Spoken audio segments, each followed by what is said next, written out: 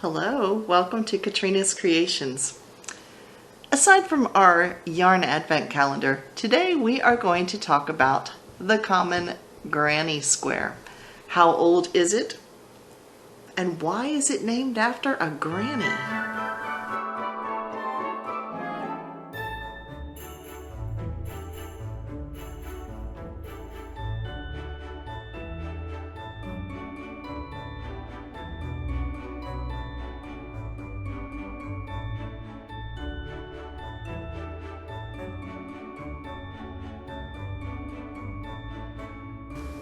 All right, we are ready to draw the next yarn for the month, but I thought I would show you what I've gotten done from yesterday's yarn choice.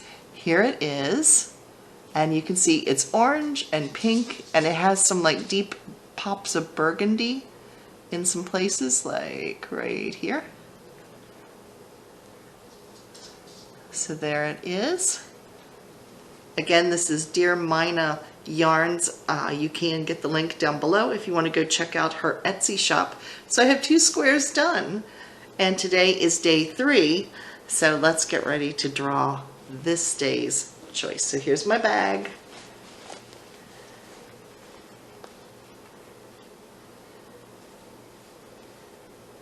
Ooh. Again, it has no name on it, but it reminds me of mint chocolate chip ice cream. It's white and different shades of green and some little pops. Oh, here it's already unskeinin itself. So let me just open it up so you can see it. There's some speckles in, looks like grays. Yeah, there's some speckles and some little reds in there too. See if this will show up. Yeah, so there it is. This will be the next square added to my mitered square blanket. So now let's talk about the granny square. We've all made them. We feel like they've been around forever, and they haven't, but it's been a long time. So let me get started with the history of the granny square. But first we're going to talk about the difference between a blanket and an afghan and how we came about to call them afghans. So we're going to get started with that first. The first thing would be, let's look at some yarn. Most of our granny squares nowadays are made out of acrylic. For the most part, they're left over from our different projects, and we put them together, or sometimes they are intended. We actually buy the yarn for them with a specific project in mind. But acrylic yarn was invented in 1941. It was not readily available until in the 1950s.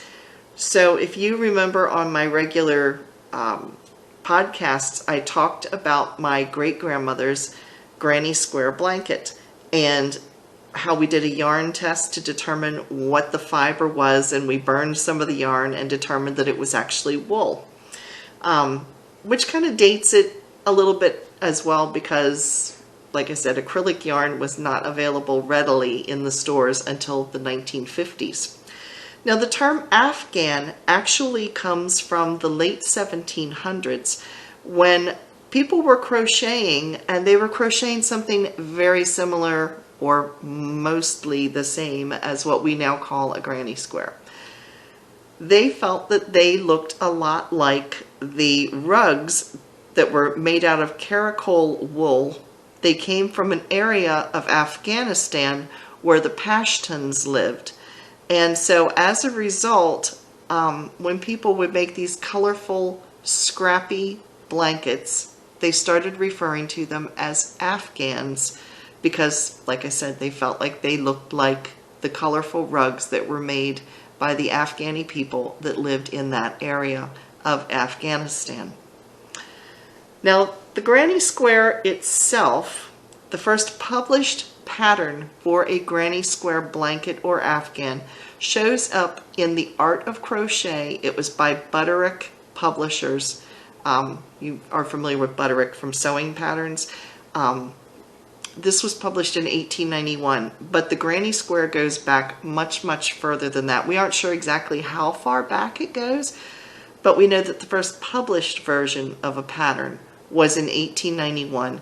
And that particular pattern talked about the outside edges of the granny square being done in black, and they actually, in the pattern, sewed them together with yellow. I'm not quite sure why, I guess for more color contrast. It also talked about putting fringe on either 2 or all 4 sides of the finished blanket, which is interesting because my great-grandmother's Afghan or blanket that it got passed on to me has fringe on all 4 sides. However, her edges are not done in black. The edges of my great-grandmother's Afghan are done in orange.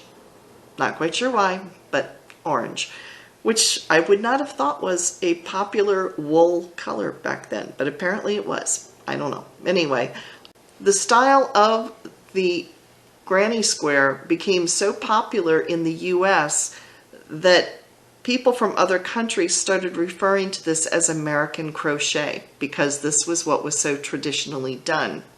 Now, during the Depression, which would have been in the 1930s, a lot of these type of scrappy Afghans were made because people wanted to use up all of their little bits of yarn. They wanted it to make do and make it last, and so whatever was left over they put into these little projects where they made these granny square Afghans.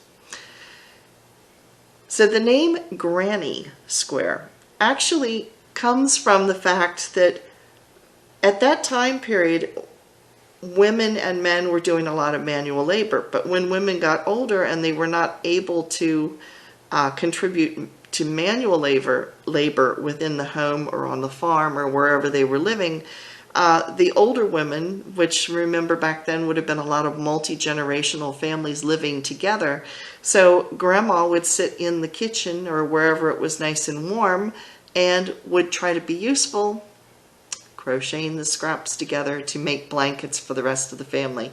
So it took on the name granny square because traditionally it was older women who were putting together these scraps. So like I said, we don't know exactly how old the granny square Afghan is. We do know that it dates to around the 1700s at least. That's where it talked about, but at that time that's where that's when they were called Afghans. And we also know that it was officially called a granny square Afghan in the early 1800s, but the first written pattern for a granny square was in 1891. So hope you've enjoyed this little tidbit about a blanket that we all tend to make and love, and there's different variations of granny squares over the years. So I hope you've enjoyed it, and make sure you stay tuned tomorrow to see what I draw out of my yarn advent calendar. See y'all later, everybody. Bye.